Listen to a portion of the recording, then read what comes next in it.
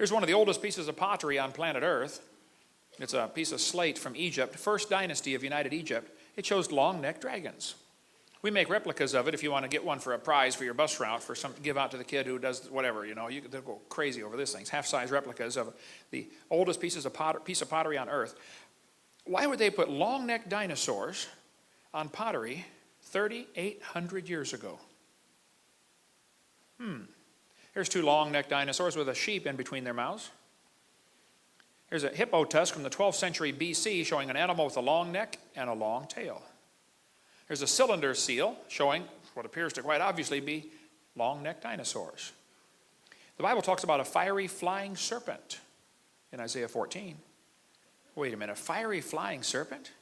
Well, if you read the story of Herodotus says he went to a certain place in Arabia, almost exactly opposite Buto, to make inquiries concerning the winged serpents. On my arrival, I saw the backbones and ribs of serpents in such numbers as it's impossible to describe. The winged serpent is shaped like the water snake. Its wings are not feathered, but resemble very closely those of the bat. The people where the bones lie at the entrance of a narrow gorge between steep mountains. The story goes that with the spring, the winged snakes come flying from Arabia towards Egypt, but are met in this gorge by the bird called ibises, who forbid their entrance and destroy them all. The book of Josephus talks about the fiery flying serpent that Moses had to kill when he came to the land of Ethiopia. And he ended up marrying the princess of the Ethiopians, and which is why his sister got mad at him later for marrying an Ethiopian. Not because she was black necessarily, but because of how this all happened. You read the story in Josephus' book. Anyway, in the Anglo-Saxon Chronicle, it talks about in 793 AD, about the fiery dragons flying across the firmament. The Babylonian god Marduk has shown pictured on a fire-breathing dragon. You say, Brother Hovind, now you don't believe in fire-breathing dragons, do you? Yeah, I believe there were some. We cover all that in our videotape about Leviathan, but Job chapter 41 talks about Leviathan. It says, out of his mouth go burning lamps and sparks of fire leap out. Out of his nostrils go a smoke. You know, I've seen deacons do that at Southern Baptist churches. Okay, so that's no big deal. But his breath kindleth coals, and a flame goeth out of his mouth. Now, wait. Was there really a fire-breathing dragon? Well, you better watch the Leviathan video about the fire-breathing dragon. But if you get a Catholic Bible, you find the book of Daniel has 2 extra chapters in it. It's part of the Apocrypha books, okay? Daniel 13 and 14. Very interesting reading, definitely not Scripture, okay? But in Daniel 14, it says, there was a great dragon in the place, and the Babylonians worshipped him. And the king said to Daniel, behold, thou canst not say now that this is not a living God. Adore him, therefore. And Daniel said, I adore the Lord my God, for he is the living God, but that is no living God. But give me leave, that's permission, you military guys know about leave, okay? And I will kill this dragon without sword or club. And the king said, I give thee leave. Then Daniel took pitch and fat and hair, and boiled them together and made lumps, and put them into the dragon's mouth, and the dragon burst asunder. What a strange story. Let me give you the Hovind translation, okay? The Bible tells us that Daniel was a man who understood science. Those are the kind that Nebuchadnezzar took away at that time, okay? And Daniel would have known full well that pitch is made from tree sap, and it's very sticky. Fat is salty tasting, and almost all animals like things that are salty tasting, and hair won't digest. So he made little lumps of pitch, fat, and hair, tossed them in. The dragon loved them, swallowed them, couldn't digest them. And they plugged up his intestinal tract. And these were the days before Roto-Rooter, and so he burst asunder. You figure it out, okay? Anyway, Saddam Hussein has quite an ego problem. He thinks he is Nebuchadnezzar reincarnated. George Bush always called him Saddam Hussein. I wondered, why does he call him Saddam? His name is Saddam. Well, Saddam means prince. Saddam means horse's rear end. So he called him Saddam Hussein. Anyway, Saddam issued currency with his picture in front of Nebuchadnezzar. Saddam spent a fortune rebuilding the ancient city of Babylon. Did you know ancient Babylon was discovered, buried in the dry sand over there? The bricks were just nearly perfectly preserved by the dry sand. So they excavated ancient Babylon and rebuilt it. Babylon was totally rebuilt in the last 20 or 30 years, I believe. Saddam put a brick about every 10 feet around the wall that says, I am Saddam Hussein. I have rebuilt Babylon the Great. I am the grandson of Nebuchadnezzar. But on that wall, they found carvings of lions and carvings of dragons. Now, I can understand why they'd put a lion on there. I mean, we know about lions, but why would they put carvings of dragons on a brick wall 2,600 years ago? Maybe because they knew about dragons. They're still there. You can go see them. A friend of mine was there as a soldier. He said, yep, they're still here. Dragons still on the wall from 2,600 years ago. Ishtar Gate is covered in them. Lions and dragons. Now, we made a model of it for Dinosaur Adventureland. If you want to come to Pensacola, that's a little closer than Iraq for most of you. But Alexander the Great said his soldiers were scared by dragons when they conquered part of India in 300 BC. This Roman mosaic shows two long-necked dragons fighting or kissing. Now, that would be necking. Wow. Anyway, how did the Romans know about dragons in 200 AD? St. George is famous for slaying a dragon in 275 AD. Beowulf slew 2 dragons, and the third one killed him. You should try to read the Beowulf story in Old English. Good luck. That's English. 1,500 years ago, that was English. I can only read one word on the page. It says, duh. But anyway, when they translate the story to modern English, the story tells us Beowulf killed Grendel the dragon by pulling off one of its arms, and the creature bled to death. Pulled off his arm. Well, they found a Babylonian cylinder seal showing a guy pulling the arm off a dragon. Interesting. Get the book After the Flood if you want a whole lot more on dragons living with man. But there's a city in France that's famous because a dragon came up out of the water, and a guy killed it and cut the head off and stuck it over the corner of the building. The head of the dragon was mounted on his building. They called it the gargoyle. How many of you have ever heard of the gargoyle? They still do that today. You can buy these ugly little critters, you put them on your building or whatever over your door. Well, the word gargoyle means throat. We get our word gargle, gurgle, regurgitate, gorge, and glutton from that word. It has to do with the throat. So next time you gargle, you can think about slaying a dragon. You say, Brother Hovind, I am slaying a dragon when I gargle. Okay, anyway. An Irish writer said they killed a dragon with iron nails on its tail. Well, Stegosaurus certainly had big spikes on his tail, that's for sure.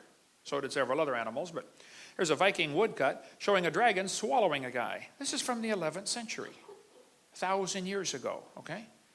The Vikings put dragon heads on their ships 1,000 years ago. Why would they do that? Well, they knew about the great dragon of the sea. They called it the Kraken. Again, Bill Cooper's got a lot on that in his book, but the famous Icelandic hero Siegfried slew the dragon Fafnir. There's a castle, bricks were found in a castle from the 12th century showing dragons. There's a 12th century castle in Germany with dragons on it. Why would they put dragons on their castles? Marco Polo lived in China for 17 years. When he came back, he said the emperor is raising dragons to pull chariots in his parades. Why would he say that? Oh, probably because the emperor was raising dragons to pull chariots in his parades. That's my theory. Yeah, okay.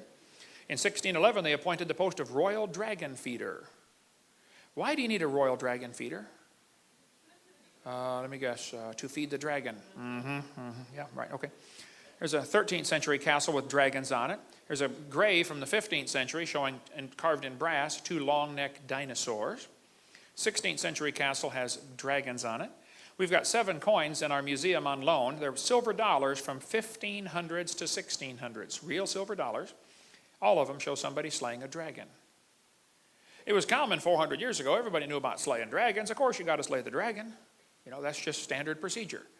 Save the dragon, rescue the princess, or whatever. I don't know. But here's a Russian medallion showing a guy killing a dragon. Bulgarian postage stamp has somebody killing a dragon. The crest of Lithuania shows somebody killing a dragon. A city in France was renamed Nerluk to honor the man who slew the dragon. Indians carved dinosaurs on the walls of the Grand Canyon. Why would they put dinosaurs on the walls of Grand Canyon? Maybe because they hunted dinosaurs around there. In 1925, some guys took a raft trip down one of the canyons out west, and they wrote a report. They saw one of these dinosaurs, and they said the fact that some prehistoric man made a pictograph of a dinosaur on the walls of this canyon upsets completely all of our theories. Oh, they upset his theories. Oh, no. He said about a year ago, a photograph of a dinosaur was shown to a scientist of national repute who was then specializing in dinosaurs. He said, it's not a dinosaur, it's impossible. Because we know dinosaurs were extinct 12 million years before man appeared on Earth. Oh, hold on just a minute, okay? First place, it's not possible for you to know what happened 12 million years ago, okay? So let's just get that straight first up, okay? Secondly, notice he said 12 million. Now today the kids are taught dinosaurs died 65 million years ago, aren't they? 65 million years ago? It's interesting to see the inflation of the age of the Earth. See, in 1770, they said the Earth was 70,000 years old. By 1902, it was 2 billion years old. In 1969, it was 3.5 billion years old.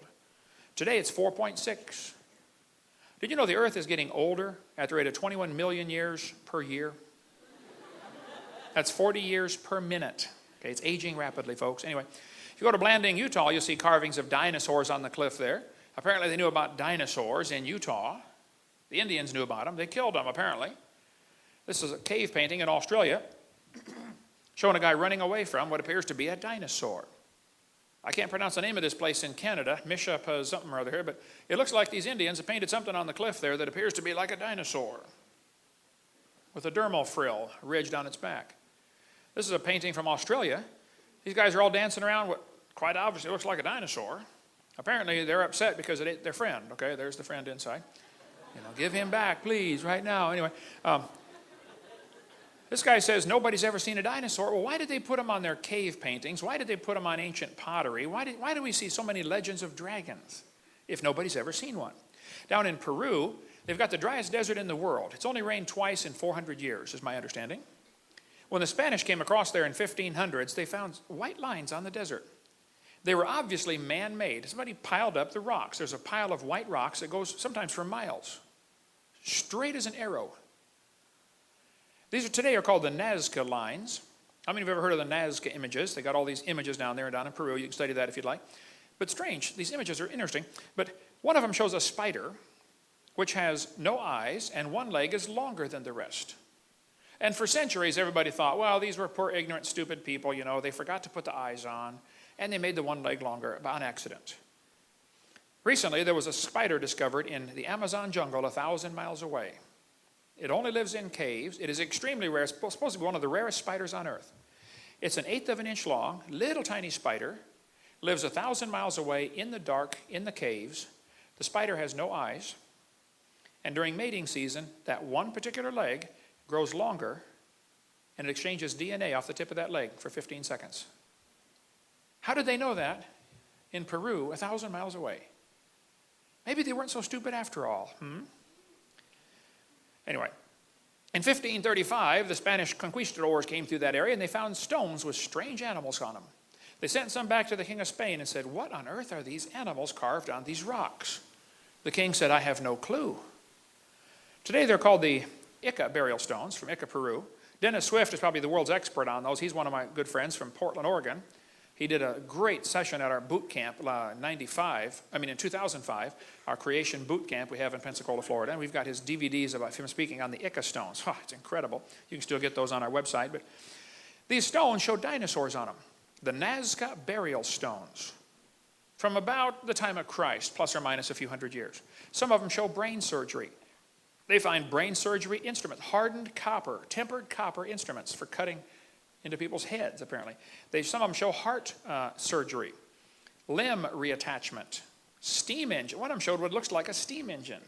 Strange things are found on these Ica stones in Peru, but quite a few of them, over 500 I believe, show dinosaurs. Why would they have dinosaurs and humans on the same stones? Well, because people lived with dinosaurs. Anyway, there's plenty on that. Here's one from our museum. Shows a dinosaur holding a guy by the head. This one we've got shows what appears to be a guy cutting the head off the dragon because the dragon killed his friend. You can see the friend's body is inside, but his head's missing. So his buddy's just doing what the Bible says. You know, vengeance is fine, saith the Lord. Or something like that. But this guy's jabbing one through the throat with a spear. This one's hard to see, but he's shoving the spear down the dragon's throat. This one, the dragon's got the guy by the arm, and apparently his spirit is leaving. He's flying off into heaven, or wherever they go when they die in their culture, you know. This guy's got the knife stuck in the dragon's head, and the dragon's biting the guy. We've got 8 of these stones in Pensacola, Florida. It's the largest collection in America, I believe. at $1,500 each. You know, not too many people have these things, but some of them show circles on the side. Now that's kind of interesting. Why would they put circles on the side of the dinosaurs? Well, nobody ever found dinosaur skin until about 20 years ago, when fossilized dinosaur skin was found. It's very interesting. The dinosaur skin has circle patterns on it. They had to see a live one to know to put that on the stones, because you couldn't tell that from the bones.